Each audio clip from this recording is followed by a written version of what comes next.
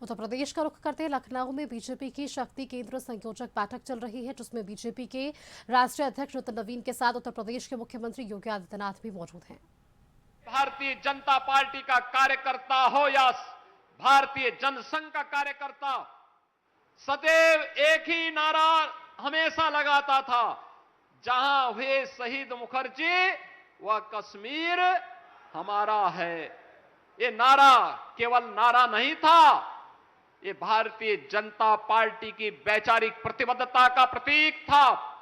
और उस सपने को साकार किया है प्रधानमंत्री मोदी जी के नेतृत्व में भारतीय जनता पार्टी की सरकार ने। कार्यकर्ता बहनों और भाइयों,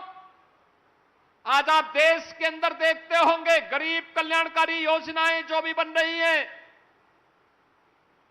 प्रधानमंत्री मोदी जी के नेतृत्व में पिछले 12 वर्षों के अंदर जितनी भी वेलफेयर की स्कीम चली है, चाहे वह प्रधानमंत्री गरीब कल्याण अन्न योजना हो, प्रधानमंत्री उज्ज्वला योजना हो, प्रधानमंत्री स्वास्थ्य बीमा की आयुष्मान भारत की योजना हो, प्रधानमंत्री आवास योजना हो, स्वच्छ भारत मिशन हो, जीवन ज्योति बीमा योजना हो, जीवन सुरक्षा बीमा की योजना हो, यह देश के बिना भेदभाव के अंतिम पायदान पर बैठे हुए गरीब के लिए समर्पित है। यह अंत्योदय की प्रेरणा हमें प्राप्त होती है पंडित दीनदयाल उपाध्याय जी से, और पंडित दीनदयाल उपाध्याय के उस सपने को साकार किया है प्रधानमंत्री मोदी जी की गरीब कल्याणकारी योजनाओं के माध्यम से। और उन गरीब कल्याणकारी योजनाओं के माध्यम से आज भारत के अंदर बिना भेदभाव के शासन की योजना का लाभ अंतिम पायदान पर गया है, तो उसका प्रेरणा स्रोत है पंडित दीनदयाल उपाध्याय। सुशासन कैसे होना चाहिए, भ्रष्टाचार के खिलाफ कैसे